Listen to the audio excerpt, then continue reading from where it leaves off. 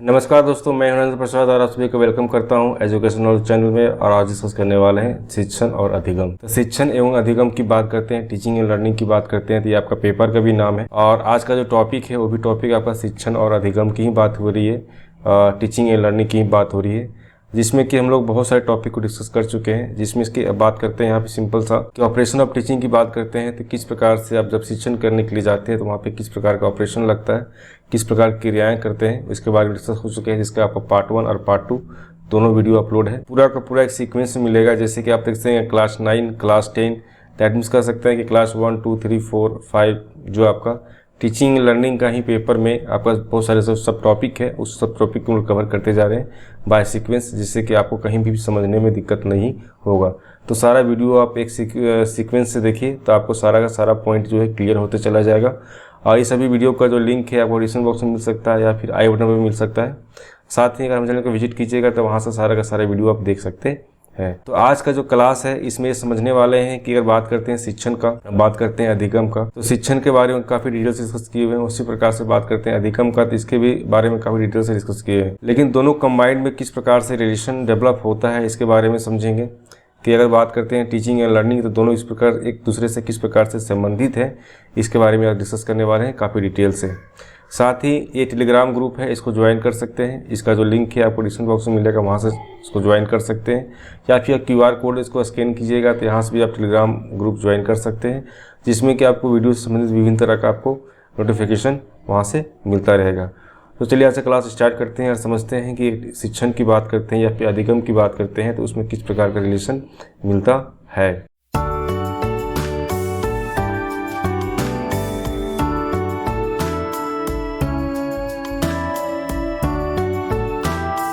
Video को एक like दीजिएगा और अपने ग्रुप में ज़्यादा शेयर कीजिएगा। अगर फर्स्ट में विजिट करें तो सब्सक्राइब जरूर कर लीजिएगा। तो आज बात हो रही है शिक्षण और अधिगम। तो शिक्षण के बारे में काफ़ी डिटेल से डिस्कस कर चुके हैं और साथ में बात करते हैं अधिगम।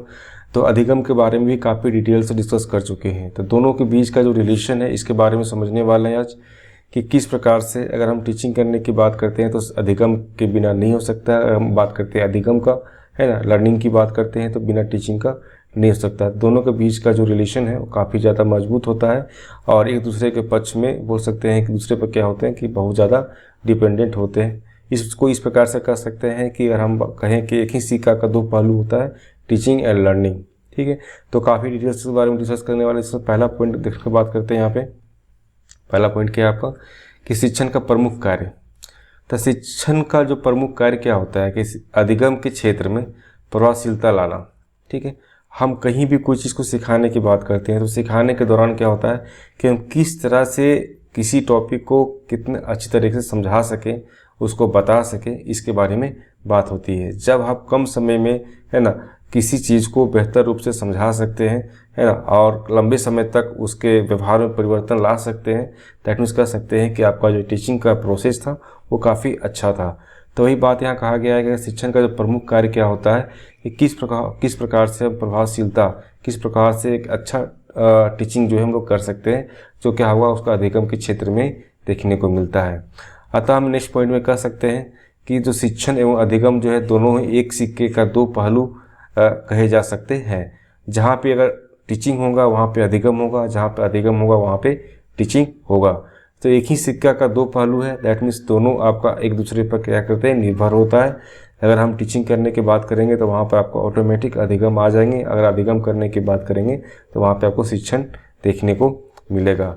तो ये दोनों एक दूसरे के पूरक हैं और पारस्परिक उद्देश्यों की पूर्ति में प्रत्यक्ष या अप्रत्यक्ष रूप से एक दूसरे से संबंधित रहते हैं। ठीक है, तो क्या होते हैं, एक दूसरे के पूरक होते हैं, पहली बात। दूसरी बात होती है कि इसका पारस्परिक उद्देश्य मतलब क्या, इसका जो ऑब्जेक्टिव होता है, ऑब्जेक्टिव क्या होता है कि हम जो भी चीज़ को सिखाना चाह रहे हैं छात्रों को, और वो छात्र उस सारी चीज़ों को सीखने के बाद उसके व्यवहार में जब परिवर्तन ला रहा है, तो फिर कह सकते हैं कि आपका जो ऑब्जेक्टिव था, आपका जो उद्देश्य था वो आपका पूरा हो चुका है। ये दोनों तरीके से हो सकता है प्रत्यक्ष रूप से हो सकता है अप्रत्यक्ष रूप से।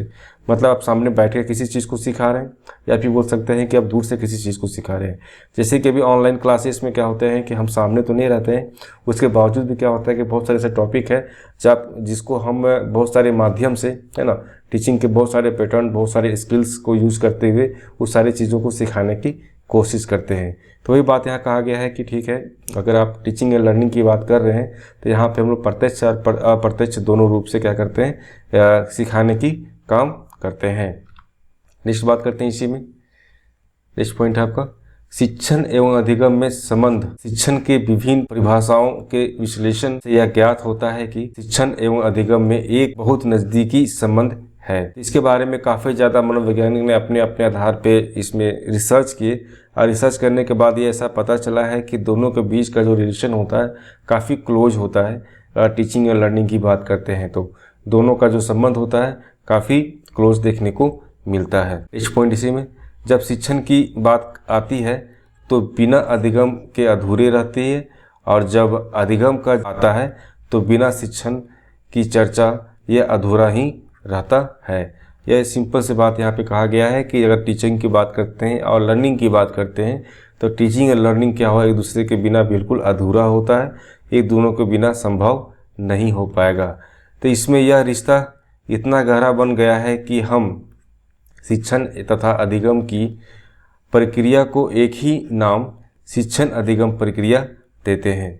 ठीक है, आप शिक्षण अधिगम प्रक्रिया मतलब टीचिंग लर्निंग प्रोसेस हम लोग कहते हैं, क्योंकि ये दोनों क्या होते हैं, एक दूसरे से संबंधित होते हैं। ठीक है, जब एक दूसरे से ये संबंधित होते हैं इसका मतलब ये हुआ कि टीचिंग करना है तो लर्निंग होगा, और लर्निंग करना है तो टीचिंग भी करना जरूरी हो जाता है। बिना शिक्षा का ज्ञान प्राप्त नहीं होता है। इस प्रकार से इसको समझ सकते हैं। नेक्स्ट पॉइंट आते हैं इसी में कि शिक्षण एवं अधिगम को एक ही देखा जाता है। शिक्षण किसी भी चीज़ का हो, उसकी कोई भी विषय वस्तु हो तथा यह किसी भी स्तर का हो, इसका एक ही उद्देश्य होता है, प्रभावशाली अधिगम उत्पन्न करना। ठीक है, यहाँ एक सिंपल सा बात यहाँ कहा गया है कि अगर हम बात करते हैं शिक्षण अधिगम का तो दोनों क्या होता है, एक ही चीज़ को देखा जाता है। आप सिंपल से यहाँ कह सकते हैं कि शिक्षण अधिगम प्रक्रिया टीचिंग लर्निंग प्रोसेस। जब टीचिंग लर्निंग की बात करते हैं तो वहाँ पे किसी भी चीज़ को सिखा रहे हैं, चाहे किसी विषय वस्तु को सिखा रहे हैं या जिस लेवल से आप किसी चीज़ को सिखा रहे हैं, चाहे आप किस तरह का भी आप उसमें प्रोसेस अपना रहे हैं, उसका मेन ऑब्जेक्टिव ये होता है कि हम किस प्रकार से एक प्रभावशाली अधिगम या एक प्रभावशाली लर्निंग को उत्पन्न कर सके, जिससे बच्चे को काफ़ी बेहतर रूप से किसी चीज़ को सिखाने के बाद उसके व्यवहार में मानसिक परिवर्तन या बोल सकते हैं अपने अनुसार परिवर्तन लाया जा सकता है। ठीक है, नेक्स्ट पॉइंट है इसी में कि जब अधिगम प्रभावशाली होता है तभी शिक्षण भी क्या होते हैं, प्रभावशीलता मानी जाती है। अर्थात ये कह सकते हैं कि आप टीचिंग करने की बात कर रहे हैं तो टीचिंग करने में क्या होता है कि आप टीचिंग करने के दौरान अगर आप सही तरीके से सारी चीज़ों को कर रहे हैं, किसी चीज़ों को समझाने के लिए आप सही तरीके से सही पैटर्न में है ना, या आपका एक ऑब्जेक्टिव बना के सारी चीज़ों को कर रहे हैं, और उसे करने के बाद उसका जब रिजल्ट होता है दैट मीन्स कह सकते हैं कि आपका जो अधिगम है वो प्रभावशील रहा, अर्थात कि उसके बच्चे के व्यवहार में परिवर्तन लाया गया है। तो वही बात कहा गया है कि अगर अधिगम को अगर प्रभावशाली बनाना है तो आपको शिक्षण को प्रभावशीलता में लाना पड़ेगा। जैसे कि हम बात कर रहे थे कि अगर कोई टीचर अगर टीचिंग करने के लिए जाता है तो उसका 3 पार्ट में होता है। पहला पार्ट ये होता है कि सबसे पहले उसका अपना ऑब्जेक्टिव होता है, ऑब्जेक्टिव के अनुसार एक लेसन प्लान को तैयार करते हैं। जब लेसन प्लान को तैयार करने के बाद वो क्लास में जाते हैं और क्लास में उसी लेसन प्लान के थ्रू उसको पढ़ाते हैं, और लास्ट में क्या होता है, उसका मूल्यांकन होता है। तो पूरा एक प्रोसेस होता है। एक बोल सकते हैं कि एक वैज्ञानिक स्तर पर क्या होते हैं, सारे एक प्रोसेस आपको देखने को मिलेगा। जिस प्रकार से विज्ञान में सारे एक स्टेप बाय स्टेप कोई भी क्रिया को किया जाता है, उसी प्रकार से टीचिंग के दौरान हर एक क्रिया को उसी तरह से किया जाता है। ठीक है, नेक्स्ट पॉइंट बात आते हैं। नेक्स्ट पॉइंट क्या है कि प्रभावशाली शिक्षण के क्षेत्र में से सभी अनुसंधान अध्ययनों में अधिगम की प्रभावशीलता का आधार माना जाता है।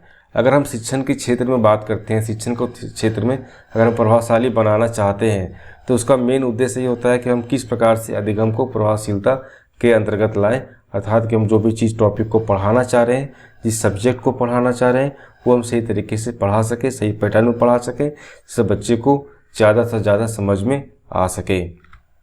ठीक है, इसी में नेक्स्ट पॉइंट आता है आपका कि शिक्षण अब अधिगम का अभिन्न अंग माना जाता है। प्रत्येक शिक्षण प्रक्रिया का अंत अधिगम ही होता है। एक सिंपल सी बात यहाँ कहा गया है कि अगर हम बात करते हैं शिक्षण का, बात करते हैं टीचिंग का, तो यह अभी तक हम लोग जो समझे उसमें ये समझे कि शिक्षण और अधिगम क्या है, एक ही सिक्के का दो पहलू है। इसका मतलब ये हुआ कि शिक्षण जो है वो अधिगम का ही बोल सकते हैं अभिन्न अंग, मतलब कि क्या हुआ उससे वो रिलेटेड है, उसके बिना वे संभव नहीं हो सकता है। तो प्रत्येक शिक्षण प्रक्रिया का जो अंत होता है वो क्या होता है, अधिगम ही होता है। मतलब कि जब भी आप टीचिंग करने की बात करते हैं तो आपका ऑब्जेक्टिव ये होता है कि कोई भी चीज़ को हम सिखा रहे हैं या कोई भी चीज़ को हम बता रहे हैं और उसके व्यवहार में परिवर्तन लाने की कोशिश कर रहे हैं। ठीक है, नेक्स्ट बात करते हैं इसी में कि शिक्षण छात्रों तथा शिक्षकों के मध्य के एक परस्पर क्रिया है जिसका उद्देश्य क्या होता है कि अधिगम उन्मुखी होता है। जिसका उद्देश्य क्या होता है, अधिगम उन्मुखी। मतलब ये हुआ कि उसका जो ऑब्जेक्टिव है, जब भी हम टीचर स्टूडेंट की बात करते हैं तो उसके मध्य का जो क्रिया होता है वो क्या होता है, टीचिंग होता है। जब हम टीचिंग करते हैं तो उसका ऑब्जेक्टिव ये होता है कि हम किस प्रकार से किसी भी टॉपिक को बेहतर रूप से समझा सकें, उसके बारे में बता सकें। ठीक है, नेक्स्ट पॉइंट है इसी में कि शिक्षक शिक्षण की व्यवस्था करता है और छात्र उस व्यवस्था से गुजर कर अधिगम की प्राप्ति करते हैं। शिक्षक जो है बाह्य प्रक्रम है और अधिगम जो है वो मानसिक क्रिया है। ठीक है, इसका मतलब बहुत सेंस इसका काफ़ी डिप्थ है, आप यहाँ समझ सकते हैं। टीचर क्या करता है, टीचर एक अच्छा इन्वायरमेंट देता है। टीचर क्या करता है, टीचर एक अच्छा इन्वायरमेंट देता है। साथ में क्या करते हैं, टीचर जो है वो जो भी टॉपिक को पढ़ाना चाहते हैं उसका एक पैटर्न, उसका एक लेसन प्लान बना के लाते हैं। और जो छात्र क्या होता है, छात्र उस सारे लेसन प्लान के अंतर्गत विभिन्न सारे टॉपिक को सीखते हैं, विभिन्न तरह का इन्फॉर्मेशन को, विभिन्न तरह का नॉलेज को, उस सारी चीज़ों को वहाँ से सीखते हैं। जब वो सारी चीज़ों को वहाँ से सीखते हैं तो इस प्रकार से हम कह सकते हैं कि जो अधिगम की प्रक्रिया होती है, अधिगम की प्रक्रिया कैसी होती है, वो मानसिक क्रिया होता है। और जो शिक्षक होते हैं वो कैसे होते हैं, बाह्य प्रक्रम, मतलब कि बाहर से क्या करते हैं, सारे प्रोसेस को करते हैं। ठीक है, कि शिक्षण के उद्देश्य छात्रों के व्यवहार में परिवर्तन के पदों में लिखे जाते हैं। मतलब ये है कि अगर हम कोई टीचर अगर कहीं टीचिंग कर रहा है तो उसका मेन जो ऑब्जेक्टिव ये होता है कि किस प्रकार से किसी टॉपिक को हम पढ़ाएं कि बच्चे उस टॉपिक को ज़्यादा से ज़्यादा समझ सके और उसको यूटिलाइज कर सके, अपने व्यवहार में उसको ला सके। तो वही बात कहा गया है कि शिक्षण का जो उद्देश्य ये होता है कि हम किस प्रकार से किसी भी छात्र के व्यवहार में परिवर्तन ला सकें, एक पॉजिटिव परिवर्तन ला सके।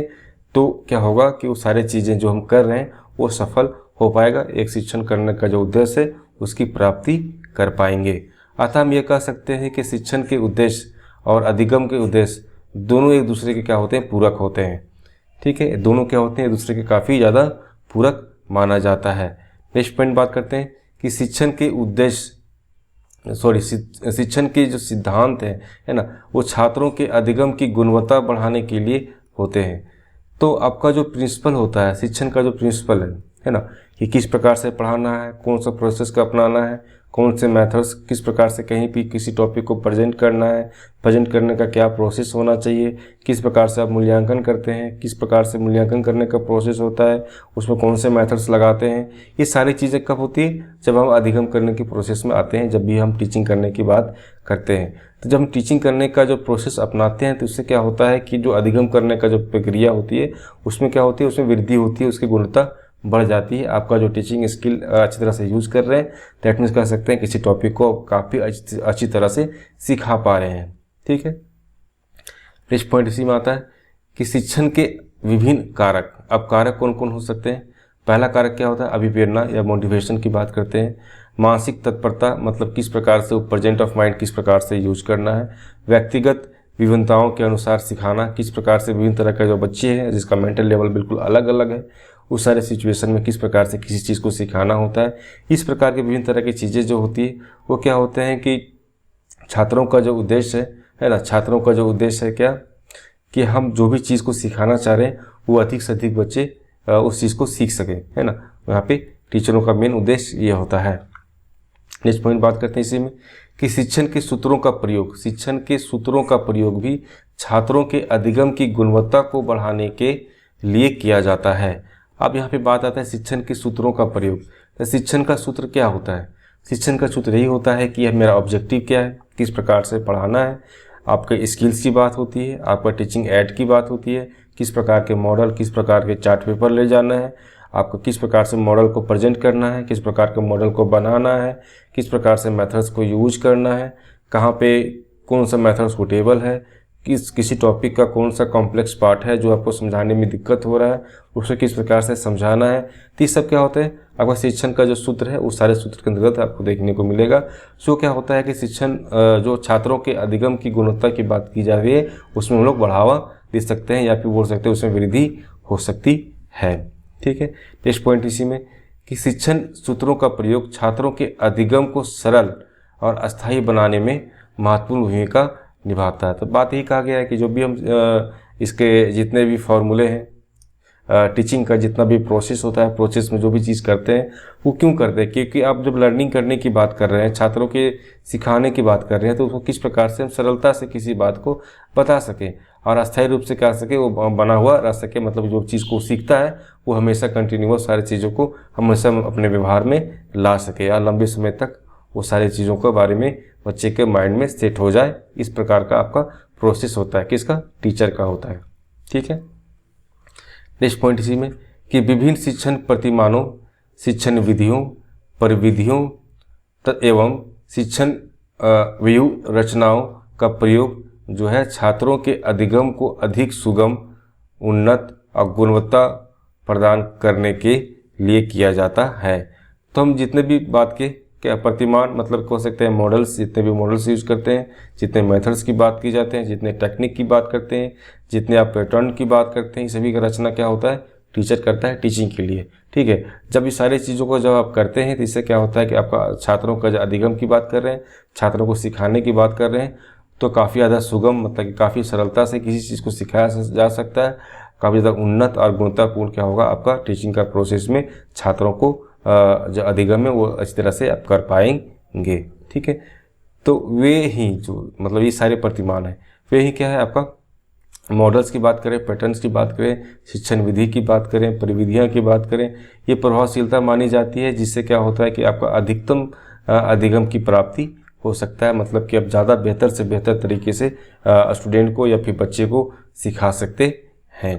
ठीक है, तो ये आपका एक मॉडल है, दैट मीन्स एक आप यहाँ देखते हैं एक डायग्राम है, डायग्राम में आपको बताया गया है कि किस प्रकार से जब हम अधिगम प्रक्रिया करते हैं तो वहाँ पे आपको सारी चीज़ें देखने को मिलती है। तो ये किसके द्वारा बताया गया है, ये बर्नार्ड के द्वारा बताया गया है, एक मनोवैज्ञानिक है। इन्होंने बताया है कि अगर शिक्षण की बात करते हैं और अधिगम की बात करते हैं, इसका संबंध किस प्रकार से आपको देखने को मिलता है। आप यहाँ पे जो रेड सर्कल है इसको मान सकते हैं कि आपका जो इन्वायरमेंट है, दैट मीन्स आपका क्लास हो गया। जब ये क्लास है, ठीक है, तो यहाँ पे क्या होगा, अधिगम प्रक्रिया होगा, जहाँ पे क्या होंगे, स्टूडेंट्स होंगे, टीचर्स होंगे और अधिगम प्रक्रिया देखने को मिलेगा। तो यहाँ पे जब अधिगम प्रक्रिया होगा तो यहाँ पे क्या होगा, विभिन्न तरह के आप बोले अभी ना कि विभिन्न तरह का जो पैटर्न की बात करते हैं, विभिन्न तरह का मेथड्स की बात करते हैं, टेक्निक की बात करते हैं, स्किल्स की बात करते हैं, है ना, ये सारी चीज़ों को यहाँ पे इस्तेमाल करेंगे। और इस्तेमाल करने के बाद ही क्या होता है कि किसी भी बच्चे को अधिगम की प्रक्रिया भी बोल सकते हैं, किसी बच्चे को हम सिखा सकते हैं। तो ये सारे पैटर्न एक रूप में आपको देखने को मिलता है। अगर वहीं बात करते हैं कि इनके अनुसार एक डिफिनीशन भी दिया गया है। डिफिनीशन यह है कि शिक्षण तथा अधिगम की प्रक्रिया में शिक्षक तथा छात्र मिलकर अधिगम को बढ़ावा देते हैं। तो जब हम लर्निंग की बात करते हैं तो लर्निंग की बात में ऐसा नहीं होता है सिर्फ स्टूडेंट ही सीखता है, वहाँ पे क्या होता है टीचर भी सीखता है और स्टूडेंट दोनों ही सीखता है। टीचर सीखता है कि आपको किस प्रकार से टीचिंग स्किल को यूज करना है और स्टूडेंट किस प्रकार सीखता है। स्टूडेंट जब कोई टॉपिक को पढ़ाया जाता है तो स्टूडेंट क्या होता है, उन सभी चीज़ों के बारे में काफ़ी डिटेल से उस सारी चीज़ों को सीखता है। तो ये जो प्रक्रिया होती है इसमें क्या होता है, सीखने और सिखाने दोनों की प्रक्रिया होती है, दोनों दूसरे से क्या होते हैं, प्रभावित होते हैं। ठीक है, अतः यह कहा जा सकता है कि शिक्षण जो है एक कार्य है और अधिगम जो है एक उपलब्धि है। तो सिंपल सी बात है, जब हम कोई टीचिंग करते हैं तो आपका क्या होता है, एक वर्क होता है। ठीक है, एक वर्क होता है और जब वर्क करने में क्या होते हैं, जब अधिगम की प्रक्रिया होती है तो वहाँ से क्या होता है, बच्चे बहुत सारी चीज़ों को सीखते हैं। तो कह सकते हैं कि बच्चे के लिए क्या होता है, एक अचीवमेंट की बात ये हम लोग कर सकते हैं। ठीक है, नेक्स्ट पॉइंट बात करते हैं यहाँ पे कि शिक्षण को दक्षता के साथ प्रभावशाली ढंग से सततपूर्वक संगठित कर उन्नत अधिगम के उद्देश्य की प्राप्ति की जा सकती है। अगर हम बात करते हैं शिक्षण का, बात करते हैं शिक्षण में किस प्रकार से हम हाईएस्ट पोटेंशियल यूज करके किस प्रकार से बेहतर रूप से प्रेजेंट करने की बात करते हैं, किस प्रकार से सुव्यवस्थित रूप से सारी चीज़ों को करने के बाद आप यहाँ पे कह सकते हैं कि आपका शिक्षण का जो उद्देश्य है उसकी प्राप्ति की जा सकती है। तो इसी के संबंध में बताया गया है कि हम बात करते हैं शिक्षण एवं अध्ययन में भी बात करते हैं, इसके मध्य का जो आपका रिलेशन होता है वो आपको इस प्रकार से देखने को मिलता है। पहला क्या होता है, अनुदेशित उद्देश्यों की प्राप्ति, और दूसरा क्या होता है, छात्र अध्यापकों में शिक्षण कौशल विकसित करने में। अगर दो काम यहाँ पे करते हैं, जब कोई छात्र अध्यापक मतलब कोई टीचर है ना, स्टूडेंट टीचर जब सारी चीज़ों को करता है तो इससे क्या होता है कि उसका टीचिंग करने का जो प्रोसेस है काफ़ी बेहतर हो सकता है। वहीं पर नेक्स्ट पॉइंट इसी में बताया गया है कि अधिगम के आधार पर शिक्षण का मूल्यांकन करने में, पृष्ठ पोषण करने में या फिर छात्र अध्यापकों का पुनर्बलन करने में क्या होते हैं कि आपका अधिगम की प्रक्रिया काफ़ी बेहतर हो सकता है, मतलब आपका टीचिंग का प्रक्रिया काफ़ी बेहतर हो सकता है।